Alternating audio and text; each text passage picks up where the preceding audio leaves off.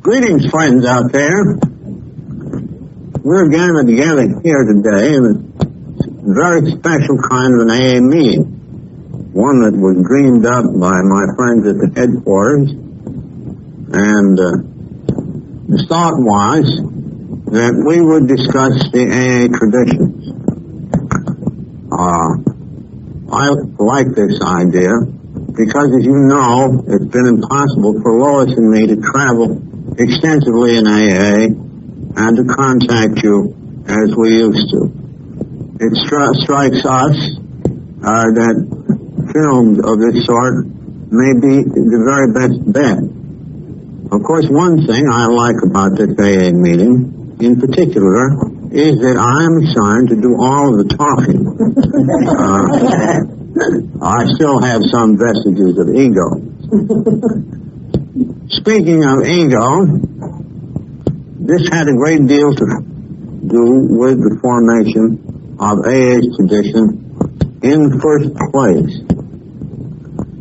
As every AA knows, we shall always be threatened by menacing forces within, and certainly in the world of great peril in which we live today, by menacing forces without. So, a very prime problem, the prime problem of AA is first how to survive, and then to grow and prosper in numbers and in spiritual substance over the years to come. As practically every hearer knows, the traditions are the application of AA's 12 steps, the spirit of those steps, to the practical problems of living and working together as a harmonious society, of rightly relating ourselves to those forces which have so often torn societies apart, the problems of money, problems of power, our prestige, our management of property, and so on. As I look over the list of traditions, I am frankly flabbergasted at the choices, apparently rather successful choices of principles that we have made. I might remind you that the AA's 12 steps to recovery, first appearing in 1939 in the big book, are now 30 years old, and they have served us extremely well.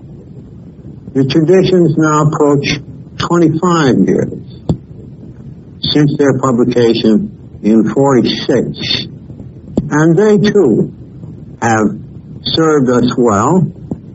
And while there is great room for interpretation of these principles, and the applications are innumerable, the solid substance of each remains still about as written.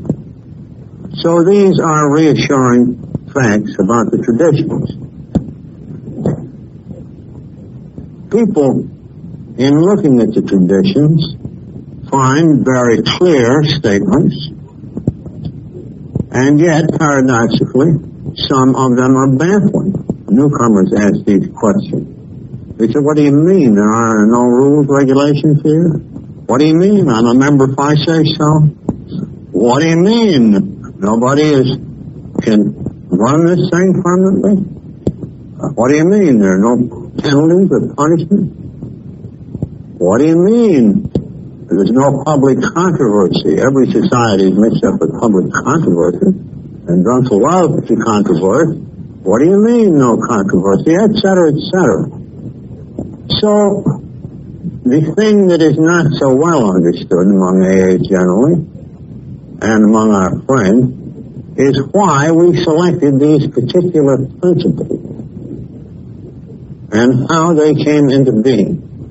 And few at this time, now that we are of this age, remember today the tremendous struggles that we had among us in trying to come to these decisions. And because I occupy the place, happening to be the number one elder in the thing, and Dr. Bob number two, we were especially in the middle of all of this. Now, Dr. Bob was inherently a much more spiritually qualified person than I. And very naturally, because he was a doctor, he took to this marvelous 12-step job along with Ignatia out there. And he very cheerfully turned over to me the writing and the speaking and the headquarters in New York and that sort of thing. We had a division of labors. So that I especially was subjected to very great personal temptations. In other words, most of these traditions actually run counter to some of my early and sometimes secret aims. And some of this stuff I'd like to share with you because it is relevant to all who follow us oldsters. These temptations will recur time and time again. So, I think that perhaps I'd like to share some of this sort of thing with you. Against this background, let's have a look at the 12 traditions themselves. Here's the first one. Our common welfare should come first. Personal recovery depends upon AA unity. This is a prudent reminder. Indeed, it is a stern warning that unless AA continues to live, the greater part of us would surely die. And so would the countless alcoholics that we might have helped. This is why the general welfare must come first. Without unity and harmonious action, we shall have nothing at all. I can make no more effective statement about the welfare tradition than the one to be seen in our AA publication, 12 Steps and 12 Traditions. As a suitable preamble, setting the pitch and tone of the discussion that follow, let me share this with you. The unity of Alcoholics Anonymous is the most cherished quality that our society has. Our lives, the lives of all to come, depend squarely upon it.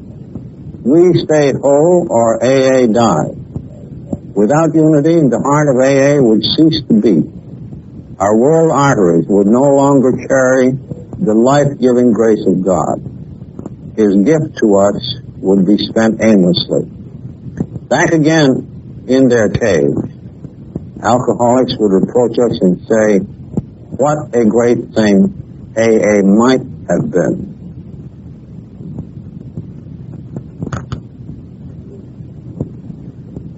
Every AA member knows that he has to conform to the principles of the republic.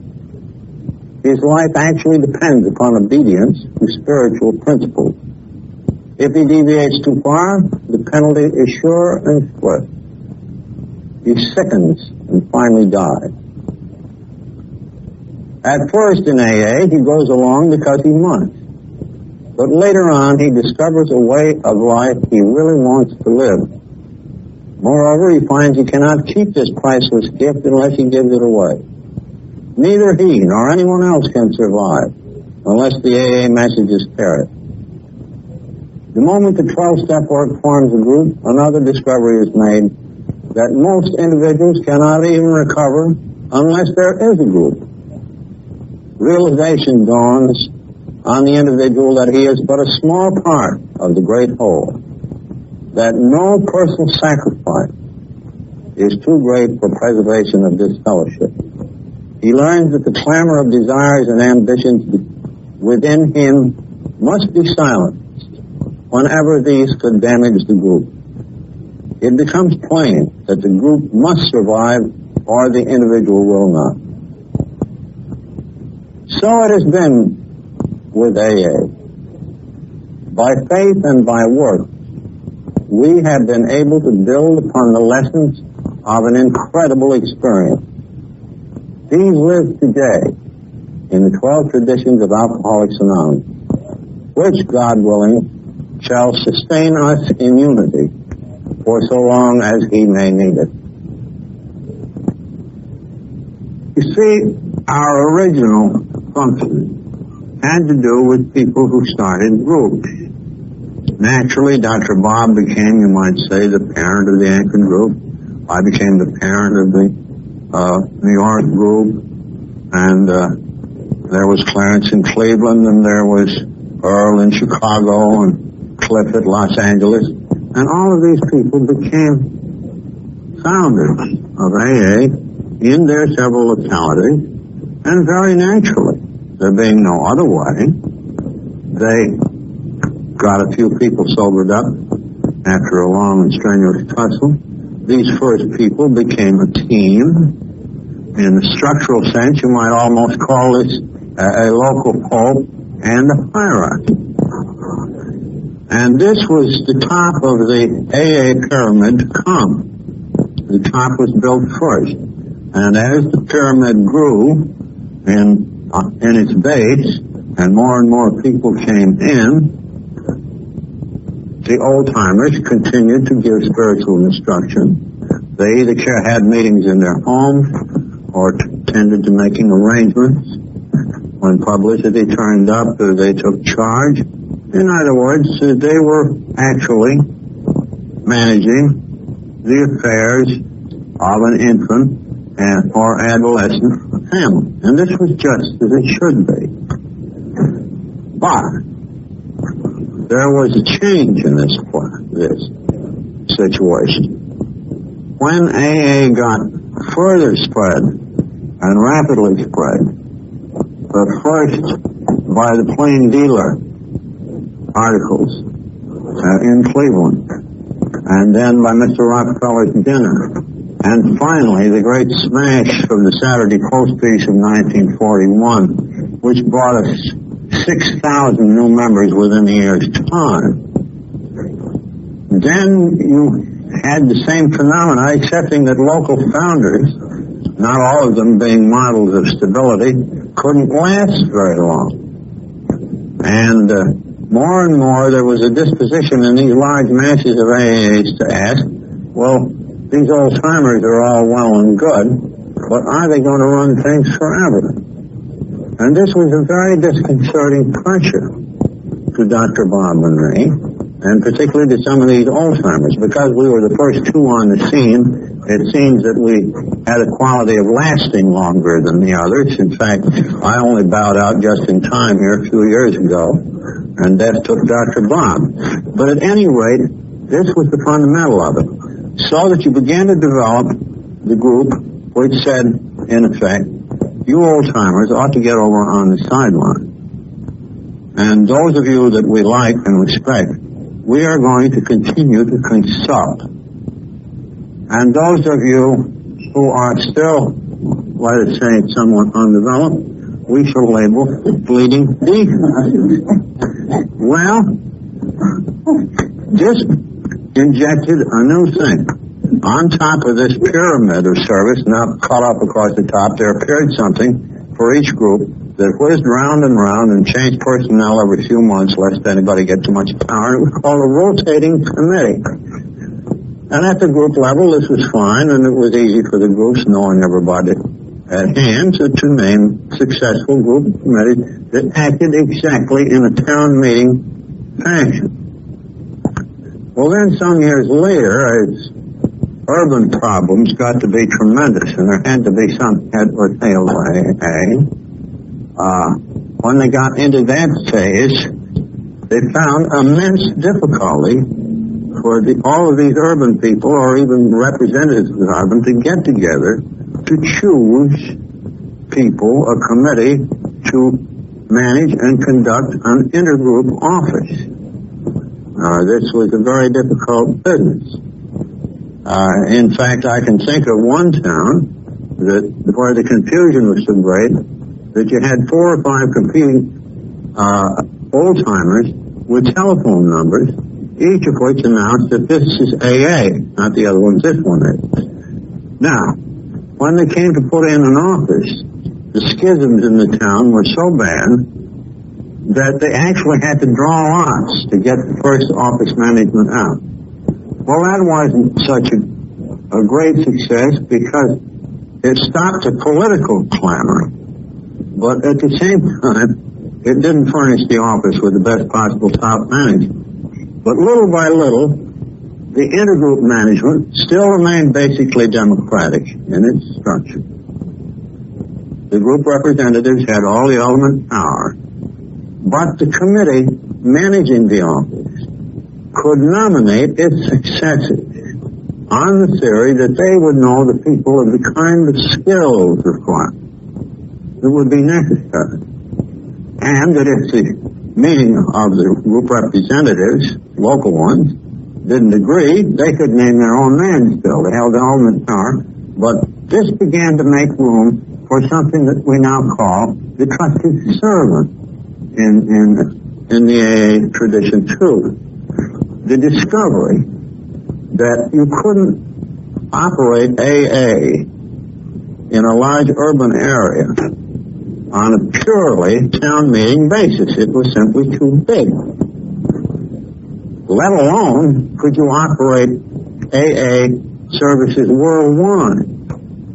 I mean, you couldn't elect a bunch of trustees to serve here in New York by putting out some names and a slate to vote on all over the world. As you can see, it wouldn't work.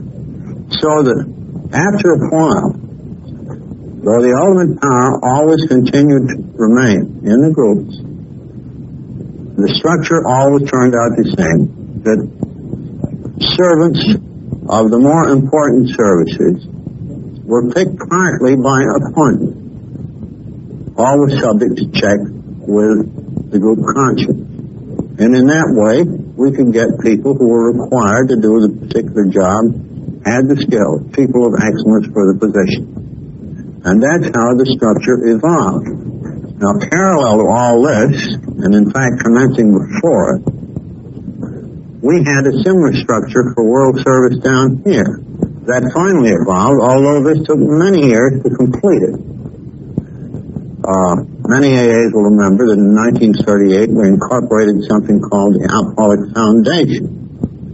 And among other things, the foundation took up over the book Alcoholics Anonymous, which had been published and financed separately, and therefore took the trustees, who were composed of non-alcoholics and a few alcoholics, chosen really by Dr. Bob and me. They took over the title to our literature, and we opened a little office, and when Saturday Post piece came on with all this great flood of inquiries, we cleared most of them, and then we began to get into problems of public relations and all of the things that the World Office does today.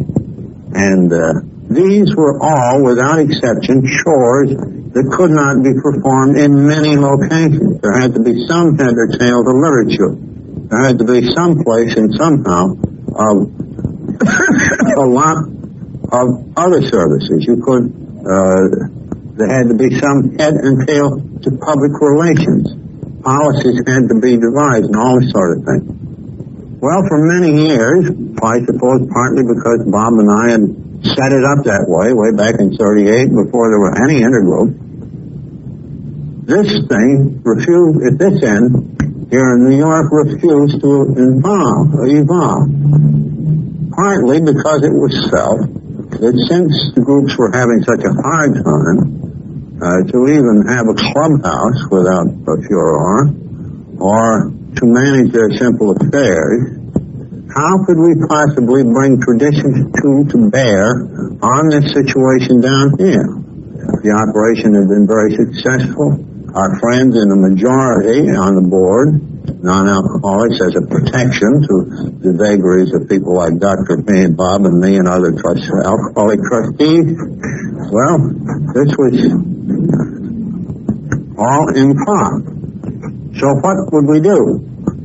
It took from 1945, just after the tradition came out, to 1951 to persuade everybody concerned that as an experiment, a conference of delegates should be called, at least from the United States and Canada, properly weighted according to population in each locality, to come down here and to take a look at these services, which we who had been running them all these years felt had been invaluable to AA and might have been accountable for 1/2 of our growth and a great deal of unity. So this is how the group conscience came into being. And this is what we mean by AA's trusted servants. Special people selected for their special abilities, but never people who shall govern. Now we come to Tradition 3, dealing with this very important matter of membership. We alcoholics have been an ostracized people. Sometimes we have been actual prisoners of society. At all times we have been prisoners of ourselves, you might say. So when AA offers its hand to the alcoholic, what does the alcoholic want? He wants freedom. He wants to belong. So therefore, we have tried to reduce every possible resistance that he might have. He is generally sore at religion. He is sore at medicine. He is sore at society. Perhaps at a distance he has heard that AA is another religious organization and complains that the missions did him in and made him worse. So when he arrives and finds that it is a fact that AA's only requirement for membership is a desire to stop drinking, his relief is immense. When he is told that there is a spiritual quality about AA, but this requires no theology or religious belief in the ordinary sense, that the group can be his higher power, then his release and his freedom knows no bounds, and he plunges in to the new stream that comes out into a happier and sober life. So therefore, we should keep this door wide open. We cannot put any strictures, and we bind ourselves not to, upon it. We cannot compel the new man to believe anything, to pay anything, to do anything. We actually invite him to disagree with everything we say. And still, if he wishes to stay around, he's an AA if he says so. This is the charter of individual freedom that is portrayed in this most important Tradition 3, dealing with membership. Just as Tradition 3 is a charter for individual freedom, so is Tradition 4 a charter really for group freedom. It poses the question, when is an AA group? Does it have any limitations upon its liberty? And we say no. Each AA group, like the individual, has a right to be wrong. The only thing that we ask, but do not demand, of a group trying for sobriety, who wish to call themselves AA, is that they do not publicly mingle the AA name with some other enterprise. Quite obviously, nobody would be very interested, and it would be a great brewer of trouble were we to talk about Protestant groups and Catholic groups and Republican groups and communist AA groups. This would be absurd and troublemaking on the face of it. So long as their primary purpose is directed towards sobriety and they don't get us married to anyone else, this is our only requirement. Otherwise, they can have it just the way they want. And the group itself, you must remember from Tradition 2, is the ultimate seat of authority for the whole movement. So that even in a town meeting democracy, the strictures upon such bodies are much greater than they are upon an AA group. It is a vast expanse and charter of liberty indeed, and we know that we are safe in granting because too much departure from our traditional principles or from the 12 steps brings its own pressures and punishments. Leave it to John Barleycorn to take care of the foolish dissent. Meanwhile, let's chart our groups for liberty as well as the individual. This is autonomy. Now that we've considered group autonomy or self-direction, and we have said that every group has a right to be wrong, strangely enough, Tradition 5 centers on the single purpose of the ideal AA group. And the single purpose tradition has had a long history of conflict. You'll remember that back in 1938, when our trusteeship was set up, the original incorporation empowered AA and its trustees to participate in any and all aspects of the alcohol field, excepting, I believe, to lobby for prohibition. At that time, it was supposed that we should have our own chain of hospitals and that we should have halfway houses financed by AA as such, and we needed rest farms, and we needed to get into education because, after all, who knew better about these matters than us drunks? But long, long experience has told us that for practical reasons of safety, reasons of protection against compromising our energy, and for reasons of self-protection, and for reasons of love, for all of these reasons, each AA group ought to confine itself to its single purpose. To read the tradition, each group has but one primary purpose: to carry its message to the alcoholic who still suffers.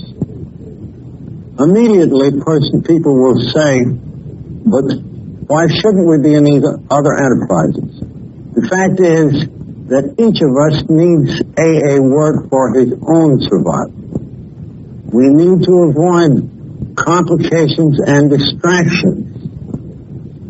So we continue to point at the single purpose to carry this message to the alcoholic who still suffers.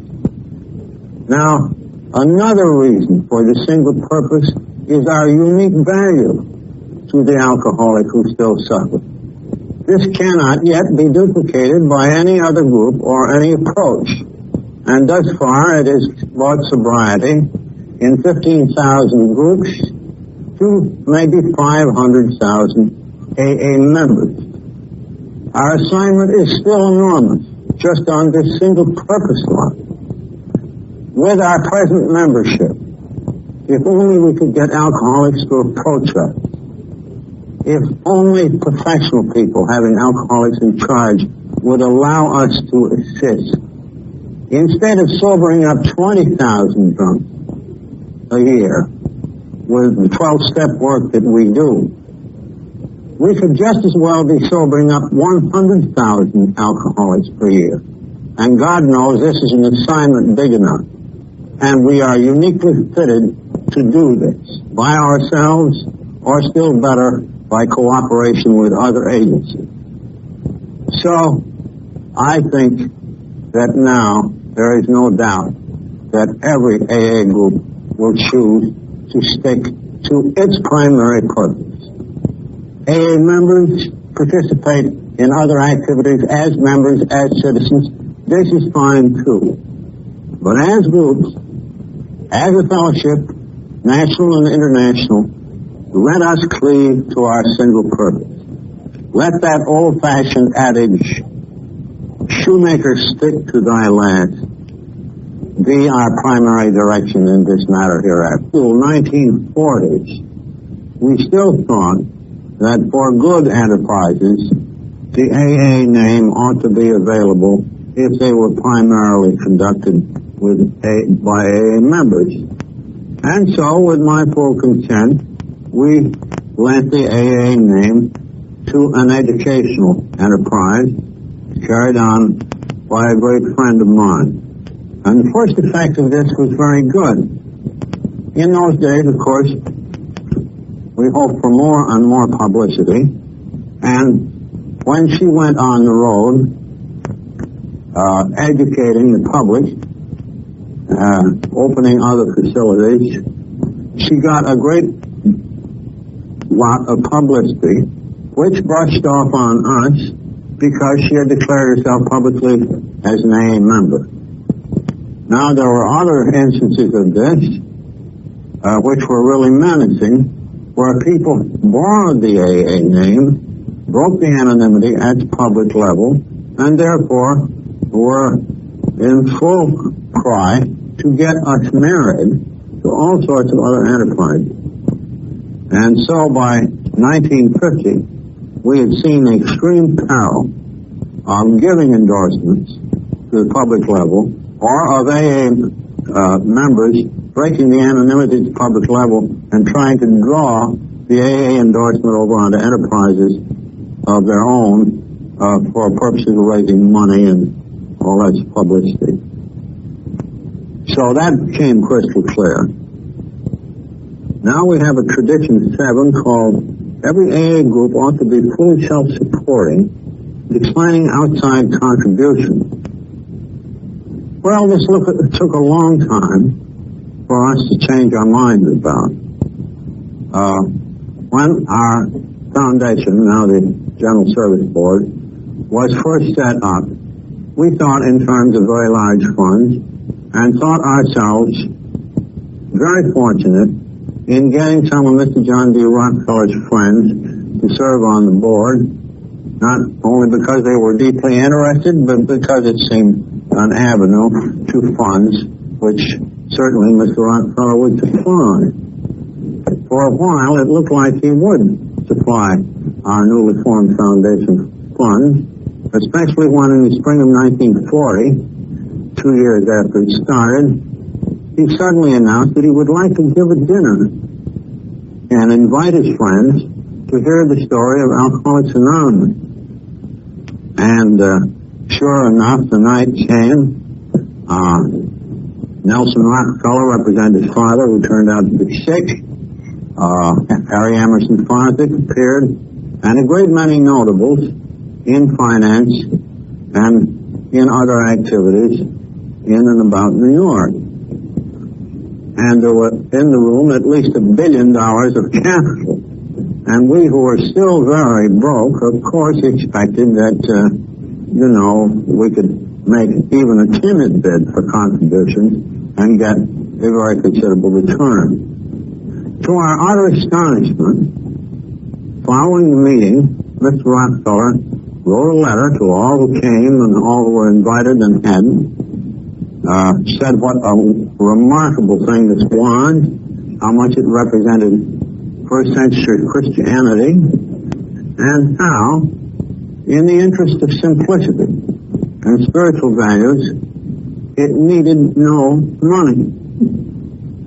And then he staked out a little exception, saying that a couple of the originators were still needful of a little help, and because of this, he was giving the movement $1,000. So each of the people present were impressed with the idea that no great amount of money was needed.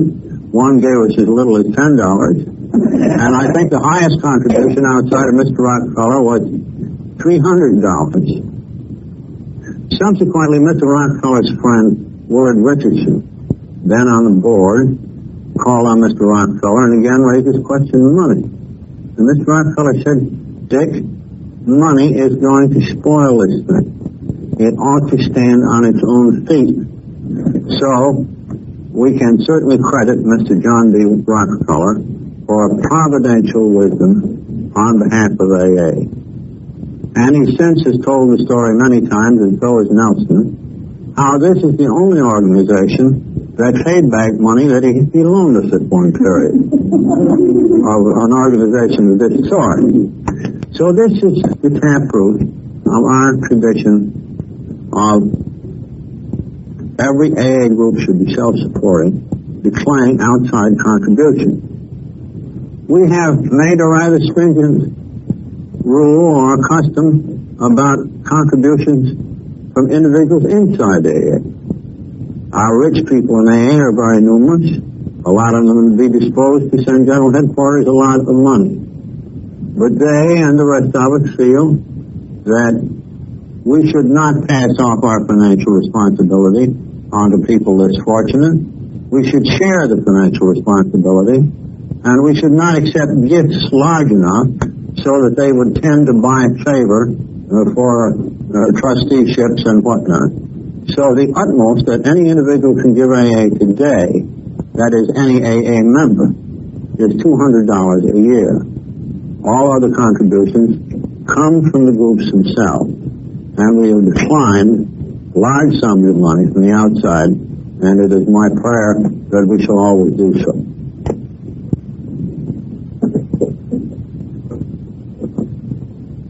Well, let us jump down to tradition 10. The professionalism and AA as such should never be organized have been pretty well covered directly and by entrance. But here we come to tradition 10, which says that Alcoholics Anonymous has no opinion on outside issues. Hence, the AA name ought never be drawn into public controversy. Well, we've never had any great trouble along this line. And of course, the anonymity tradition has tended to keep the lid on it. We have managed finally to refrain from endorsements or from being compromised by our own people in that direction, so that actually this issue has never arisen. And in this sense, we are very unique among societies and nations, that we're in a position of absolute neutrality as far as world and the problems of our community are concerned. As a society, as individuals, we take all sorts of positions on these things, but as a society, we express no opinions on these issues, and therefore we don't get into arguments. And that would, of course, be a potent source of tremendous trouble if we ever got into such arguments. And we have had, historically, a situation that was drawn to our attention, I think, by Milton Maxwell, a good AA friend, a professor and sociologist, who once wrote up a series of pieces on the so-called Washingtonian movement. This flourished in the 1840s, and it was a society composed of alcoholics trying to help each other personally, encouraging the taking of pledges, and they had the benefit of the identification and some of the other attributes of AA. And I think they signed up in the first 2 or 3 years of their existence as many people as we now have in AA as recovered active members. Something like 500,000. Well, this was very sensational. The Prohibition movement was getting under big head of steam at the time. And there were lots of other public issues. The Civil War was ahead. Slavery was an issue. This was an issue. That was an issue. It was not long before the Washingtonians had great torchlight processions, notably in New York and Baltimore. They filled Faneuil Hall, and this was truly a great sensation of the time and extremely newsworthy. There was great pressure upon Washingtonians to speak. Some turned out to be very good speakers. I believe some of them were paid speakers. But the speakers in the South were apt to get into other matters than drinking. And so were they in the North. For example, the Southern speakers didn't like the abolition idea, and the Northern speakers did. So they managed to hook the poor Washingtonians into that tremendous controversy before the war. Likewise, they got the Washingtonian name into all sorts of enterprises. They were on both sides of the wet-dry controversy and so on. And then the process of disintegration started, probably because, in part, their spiritual force generated by signing of pledges and getting together wasn't so great as ours. But very largely it was a disintegration because they had done things that were very natural to do, but which had turned out to be so utterly destructive. And it was this spectacle of the past brought before us as our traditions were evolving that confirmed that we were probably very much on the right track in this matter of no public controversy, in this question of paying our own bills, of this question of not becoming involved with other enterprises, and so on down the line. And above all, it confirmed the great protective value of our anonymity tradition. Now we come to tradition 11, a highly important one, which says that our public relations policy is based on attraction rather than promotion. We need always maintain personal anonymity to the level of press, radio, and films. I might remark right here that this film, by the way, is for the benefit of AAs and is not for public release. We had no public relations policy, excepting the fear of public relations, for the first 2 or 3 or 4 years of AA. Our societies, particularly in the West, our groups, of which there were only 2 or 3, were almost secret societies. In those days, if you posed the question of attraction versus promotion, the idea of attraction would be to sit on the front porch and wait for some drunks to come along asking for help.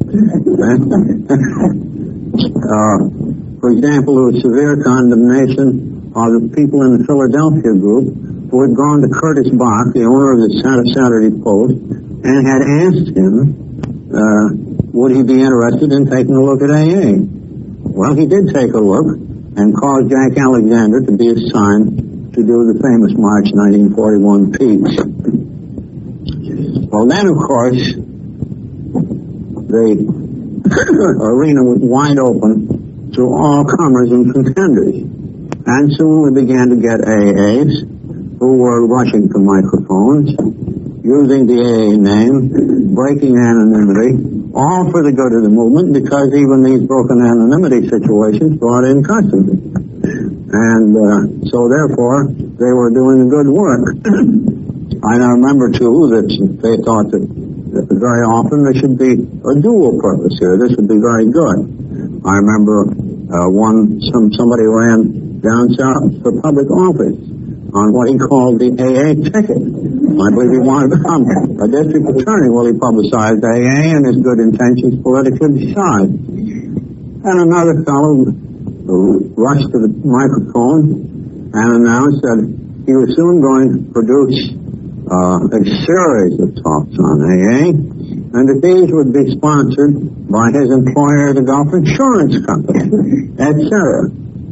And we had a great time finding out where attraction left off and promotion began. Well, right then it started to be evident that this attraction and promotion business represented 2 poles, and taken at their extremes, the conservative rabbit on the attraction theme was so conservative that his do-nothing policies would rot us for lack of action, and the promoters, if given their way, would publicize us from hell to breakfast with all of the panoply of the media, plus probably sound trucks too. In other words, the conservatives would rot us, and the promoters would ruin us. So that the line between attraction and promotion got to be a matter of common sense interpretation. So this is finally settled. Now, it was seen, too, that Anonymity was the prevention of most bad publicity, because the people didn't scramble to the microphone with these mixed motives, and we didn't go too far in the way of promotion or too far in the way of doing nothing. Then we'd have a public relations policy that would include an ever-widening stream of people coming into AA and getting well. And now we come to Tradition 12, and this one comprehends all of the traditions. Up to now, you have been listening to a recital, perhaps overlong, of the protective value of the traditions to our society. We have been talking very much in terms of simply averting calamity by taking prudent and unusual means and courses to do so. So now the question is posed by the listener: is there no more constructive or spiritual content to our traditions than simply the sum of our fears and anxieties and our efforts to protect ourselves from untoward evils and circumstances? Well, there certainly is. And all of these traditions have in them the elements of sacrifice. Sacrifice either by groups or by AA members. As we look back here, the common welfare tradition. People used to say, well, the drunk, he's the important guy. Well, surely he is. But how is he going to get well in any number if there is no fellowship? Therefore, the common welfare has to come first, and our individual welfare second. Likewise, we who have been prone to power driving have to yield to the idea that we may be instructed by the group conscience. We have thrown aside all ambition to be prominent in the alcohol field as a society. Our members go into these fields as individual citizens, and there they should be. But the society says, no, we will cleave to a single purpose. We have sacrificed the opportunity of raising very large sums of money for this society and for others by adopting the tradition declining outside contributions. Those of us who had special ambitions to be professional workers, I don't mean service workers in an office, I mean face-to-face therapy for pay. These are legitimate ambitions, but not good enough. A professional class in AA might even lead to our destruction and certainly to our compromise. So professionalism is out. Those of us who are power-ridden would like to unconsciously, perhaps, and sometimes consciously, be more or less permanent governors of the destinies of AA. But now we see that our strength lies in letting go when our time comes. And this I recognize in myself. My time came some time ago, and our affairs have been under the management of our trustees almost without interference by me for these several years. And that's how it should be. But it represents a giving up, the sacrifice of ambitions, many of which would be legitimate in the world around us, all in the interest not only of the survival, but in the effectiveness and the joyousness of the life that we find in it and cherish so much. In our public relations, we have run contrary to all experience in the modern world. In the modern world, everything is proceeding upon the merits or demerits of highly publicized figures. Everything was working in terms of friction and controversy. Everything is working in terms of haves and have-nots, of large sums of money being transferred from one class to another. We do not decry these developments.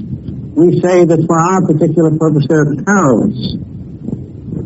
And so we think that it would be prudent to leave them alone. So there is a sacrificial quality that we do not conform to our traditions merely because we must to avoid personal calamity.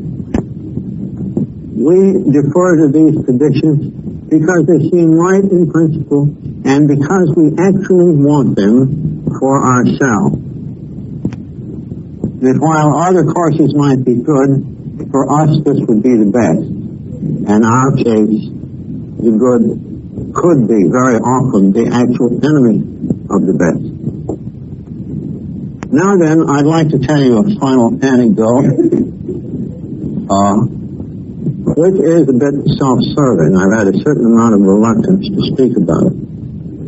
But I would like to draw attention to the fact that Dr. Bob and I began to recognize in the late 1940s that we had a special responsibility to set an example in the matter of the anonymity. The conformity with anonymity was not merely a compliance with the injunction that we should not have our full names and pictures published throughout the world. It was more than an avoidance of our names being made public. That it would extend also to the acceptance of special distinguishment and honors. This came up, and this sort of conversation between Dr. Bob and I began toward nearly the close of his life. He was fatally afflicted. This is well known. I was back and forth between here and Akron a great deal. He was, however, much up and around much of the time.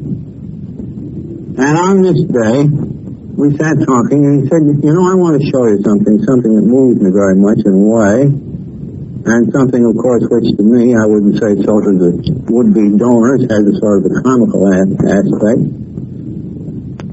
And anyway, let me get your reaction. So he came and spread out on the floor a blueprint, which was a drawing of a medium-sized mausoleum in which he and Anne could repose when they were over the hill. And Dr. Bob looked at me and told about some of the people coming up and thinking that this sort of thing was needed because this occurred with other celebrated people and so forth. And, of course, he had declined. And he turned to me and with that priceless grin of his said, Bill, I think you and I ought to get buried like other folks. Well, this set us thinking. Did we have some further obligation to this tradition of anonymity? And up to this point, there had been little nibbles. He had some, I had some.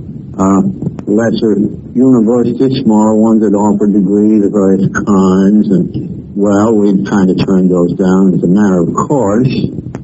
But then we began to think, doesn't the tradition extend to this public honor business? Doesn't it extend to the acceptance of no rewards, even posthumous? And then Dr. Bond died, and he and Anne were then buried like other folks. She had been for a time. And pretty soon a new set of temptations began to develop with me. Time magazine, some years ago, asked for a number of us to come over from the office and I was included, of course. And they took us upstairs for a long, long lunch.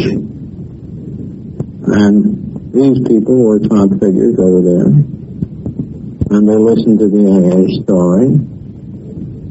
And they said, well, now we've given you folks good treatment and we propose to keep it up. But now we would like Bill to have a biographical sketch of you, and we would like to make this a cover paper. And let us tell you, before you say no, that if you make it a cover story, if we make this a cover story, it will enormously increase the impact of the piece a dozen times maybe over what the same piece without the cover would. And that our circulation is something like 12 millions. Now, we would like to do the story of AA hung on a biographical sketch of you. And I said about the anonymity. Oh, no, we're quite aware of that. We'll agree to keep that. You just have your head turned away from the camera. There'd be hardly a side view. That bald spot might show a little, but we'll stay within the rules and regulations. Well, I must confess that this proposal was a puzzler. I can honestly say that I didn't feel especially or personally tempted by the lure of a flesh and blood biographical account of myself. It really didn't seem right that I should cooperate in such an effort. As for the anonymity, yes, they'd keep that, but then I began to wonder what the effect would be on the future. If I began giving sketches of this sort of myself to public media, even with my head turned, once Papa was out of the way and gone west, wouldn't other people say, well, the old man almost did it, so I'll give him my biography and full face on from here out. In other words, it would open the door subtly to power-driving people of the future, people just like me.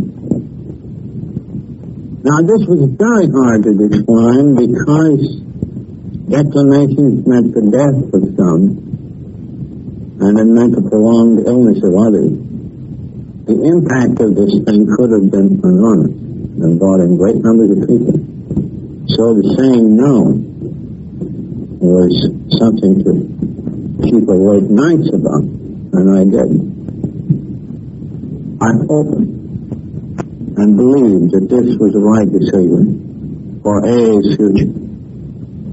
But again, for a long time, the specters of the people who died, and those whom I have recovered earlier, has continued to haunt me.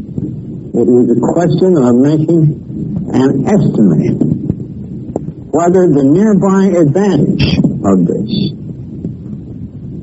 would be of more value to more people than the advantage of an example that would include the acceptance of public honors in the AA anonymity tradition. And I have opted for the latter choice. It is the best that I can do. I leave it to you and to the future for whatever it may be worth. So, in conclusion, dear folks, 1,000 thanks for sitting with me, and to the camera crowd out there, and dear people at great distances, please have my warmest affection and gratitude, and may God bless you and Alcoholics Anonymous forever.